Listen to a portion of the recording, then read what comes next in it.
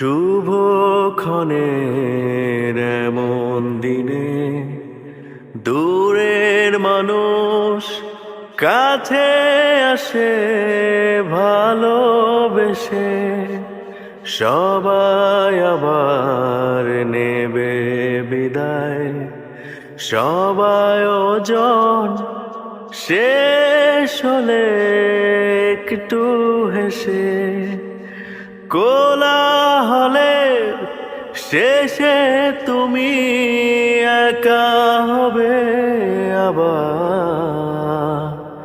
তাই জন্মদিনে তোমার হৃদয় দিলাম উপহার।